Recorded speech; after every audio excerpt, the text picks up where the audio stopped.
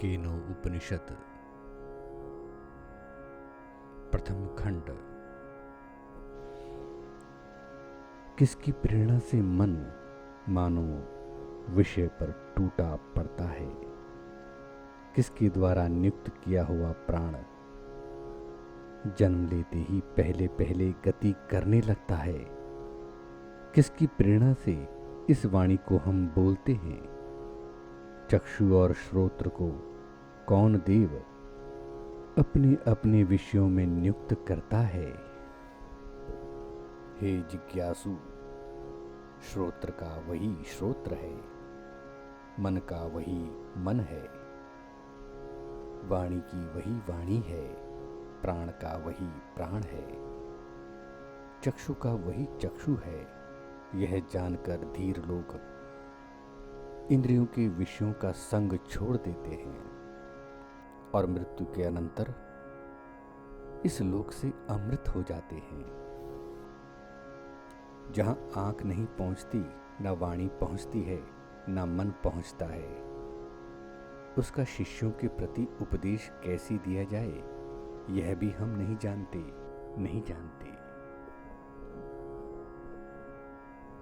वह विदित से भी अन्य है, अविदित से भी अन्य है। विदित वह है जिसे हम जानते हैं, उसे हम नहीं जानते, इसलिए वह विदित से भी अन्य है। अविदित वह है जिसे हम नहीं जानते, उसे हम बिल्कुल नहीं जानते, ऐसा भी नहीं है। इस विशाल संसार से उसका आभास तो नास्तिक से नास्तिक को भी हो जाता है, इसलिए वह अविदित से भी अन्य है। हमसे पूर्व जिन ऋषियों ने उसकी व्याख्या की है, उनसे हम ऐसा ही सुनते चले आए हैं। वाणी जिसे प्रकट नहीं कर सकती, जिससे वाणी प्रकट होती है, उसी को तू ब्रह्म जान। जिसकी लोग उपासना करते हैं वह नहीं, जो मन से मनन नहीं करता परंतु जिसके द्वारा मन मनन करता है, उसी को तू ब्रह्म जान। जिसकी लोग उपासना करते हैं वह नहीं, जो चक्षु से नहीं देखता, जिसके द्वारा चक्षु देखती है, उसी को तू ब्रह्म जान। जिसकी लोग उपासना करते हैं वह नहीं, जो श्रोत्र से नहीं सुनता, जिसके द्वारा श्रोत्र सुनते हैं, उसी को तू ब्रह्म जान। जिसकी लोग उपासना करते हैं वह नहीं, जो प्राण वायु से सांस नहीं लेता, जिससे प्राण प्राणित हो रहा है, उसी को तू ब्रह्म जान। जिसकी लोग उपासना करते हैं वह नहीं। इस खंड में 5 बार इस वाक्य को दोहराया गया है कि जिसकी लोग उपासना कर रहे हैं वह ब्रह्म नहीं है, वास्तविक ब्रह्म और ही है। हम इस संसार से परे कुछ ना देखकर उसी को सब कुछ समझे बैठे हैं, उसी में रमे हुए हैं, उसी की उपासना करते हैं। यहाँ ऋषि बार बार दोहराते हैं, इस संसार की ही पूजा ना करते रहो। विश्व की जो आधारभूत संचालक शक्ति है वही ब्रह्म है। संसार में बृहत्ता महानता उसी के द्वारा है, अतः उसकी उपासना करो, इसकी नहीं। वही ब्रह्म है। द्वितीय खंड। यदि तुम मानते हो कि ब्रह्म के स्वरूप को तुम जानते हो, तो तुम उसके स्वरूप को बहुत थोड़ा ही जानते हो। उस ब्रह्म के स्वरूप को जो तुम जानते हो, या देवताओं में उसका जो स्वरूप प्रकट है, वह मीमांसी ही है, स्पष्ट नहीं है, अनिर्णित है। मैं नहीं मानता कि मैं उसे ठीक से जानता हूं, न यही कह सकता हूं कि मैं नहीं जानता, क्योंकि कुछ जानता भी हूं। जो हमसे ये समझता है कि वह उसे जानता है, वह बस उतना मात्र अर्थात बहुत थोड़ा ही जानता है। वह तद्वेद है, अर्थात उतना मात्र जानता है, नहीं भी जानता और जानता भी है। जो यह मान गया है कि वह उसे नहीं जान सका, उसने उसे जान लिया। जिसने यह समझ लिया कि वह उसे जान गया है, उसने उसे नहीं जाना। जानने वालों के लिए वह अविज्ञात अननोन है, न जानने वालों के लिए वह विज्ञाता नोन है, क्योंकि उसके विषय में यही जाना जा सकता है कि उसे जाना ही नहीं जा सकता। प्रतिबोध से जब उसका ज्ञान हो तभी उसे जाना जा सकता है। इंद्रियां जब विषयों की तरफ जाकर उनका ज्ञान करती हैं तब बोध होता है। विषयों से उल्टी जब अंदर की तरफ लौटती हैं तब जो ज्ञान होता है वह प्रतिबोध कहलाता है। इस प्रतिबोध से ही मनुष्य अमृत तत्व को प्राप्त होता है। प्रतिबोध की अवस्था तभी आती है जब मनुष्य वीर्यवान हो। वीर्यहीन व्यक्ति की प्रतिबोध की अवस्था नहीं आती। इंद्रियों के विषयों में फंसने वाला व्यक्ति वीर्यहीन हो जाता है। वीर्यहीन विषयों में अधिकाधिक फंसता है। इस चक्र में से निकलने का, वीर्यवान होने का, प्रतिबोध के मार्ग पर चलने का उपाय तो यही है कि आत्मशक्ति को जागृत किया जाए।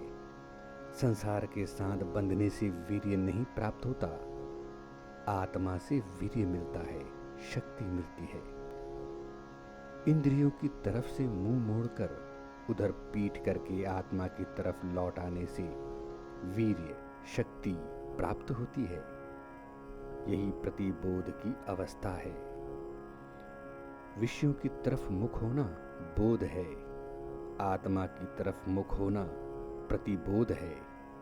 बोध अविद्या है, प्रतिबोध विद्या है, वास्तविक ज्ञान है। इस विद्या से अमृत प्राप्त होता है। अगर तुमने उसे यहाँ इस जन्म में जान लिया तब तो ठीक है, अगर यहाँ नहीं जाना तो विनाश ही विनाश है, महानाश है। धीर लोग संसार के एक एक भूत, एक एक पदार्थ, जड़ चेतन पर चिंतन करके इसी परिणाम पर पहुंचे हैं कि मूल तत्व वही है। ऐसे धीर लोग मृत्यु के अनंतर इस लोक से अमृत हो जाते हैं।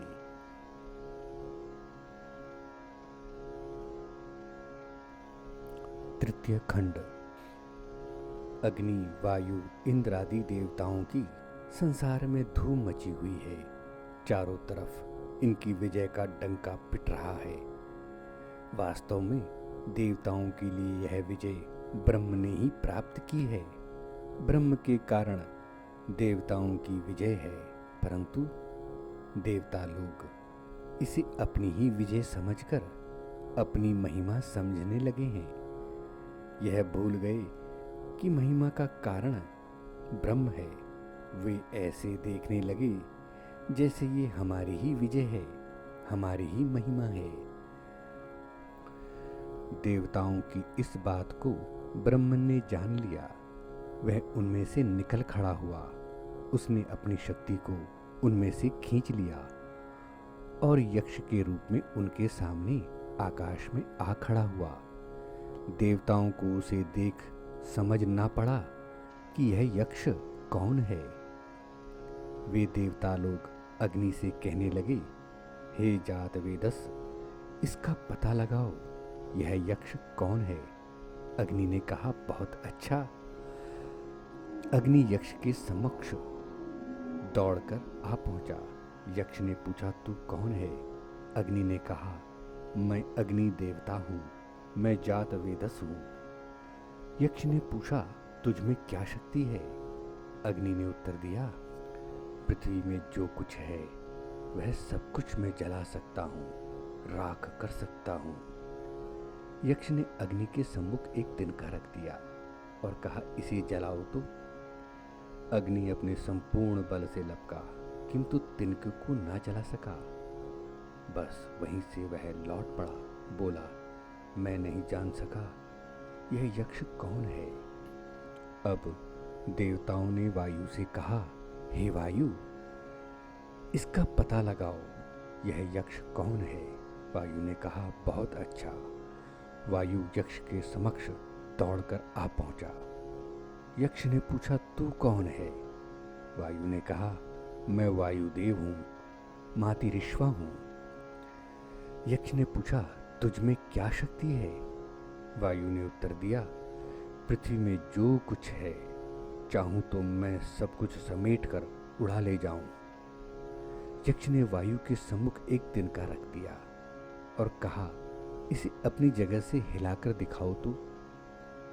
वायु अपने संपूर्ण बल से लपका, परंतु उस तिनके को ना हिला सका, बस वहीं से लौट पड़ा। बोला, मैं नहीं जान सका यह यक्ष कौन है।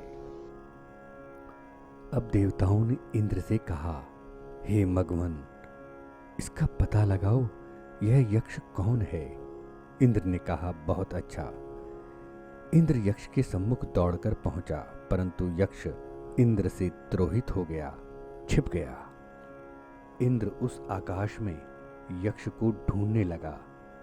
ढूंढते ढूंढते उसे एक स्त्री दिखाई दी, अत्यंत शोभायमान, सुवर्णालंकारों से युक्त,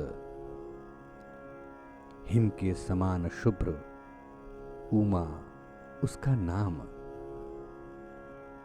उमा 2 अक्षरों से बना है, उ तथा माँ। उ का अर्थ है क्या, माँ का अर्थ है नहीं।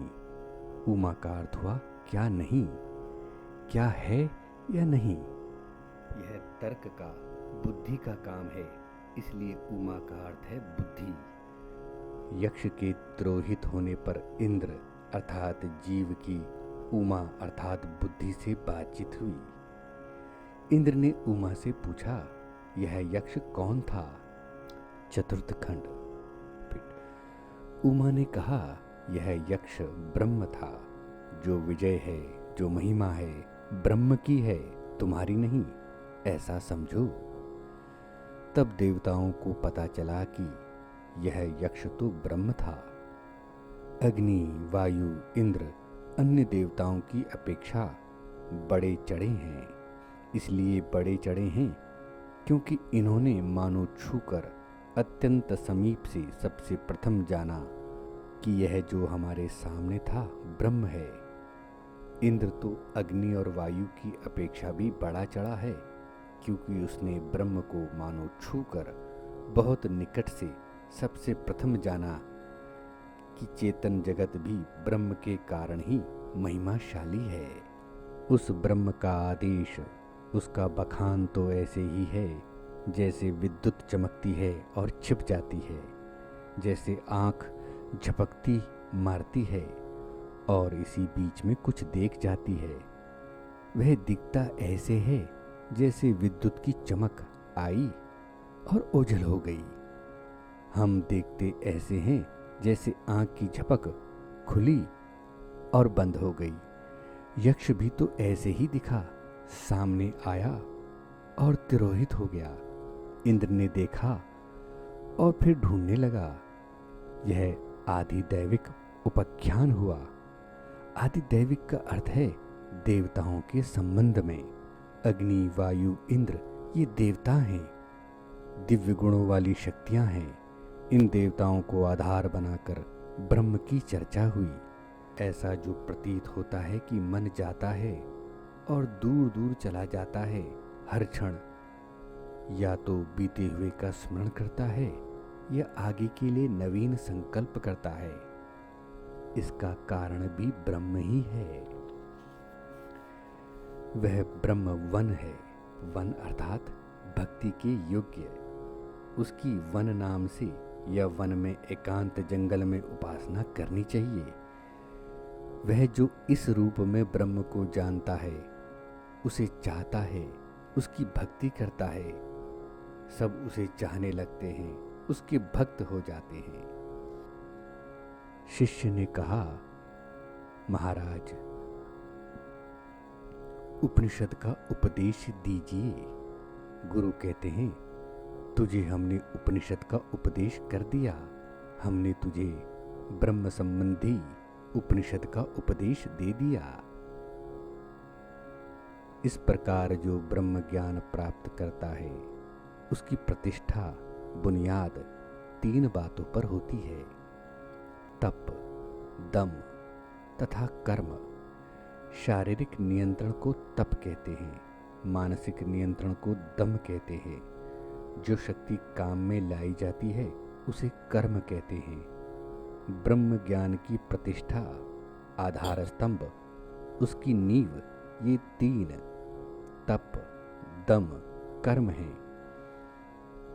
उस ब्रह्म को सिर्फ बातें बनाने तक सीमित न रखकर सबको कर्म में, जीवन में उतारने का प्रयास करना चाहिए। यही इस उपनिषद में निर्देश दे दिया गया है। ओम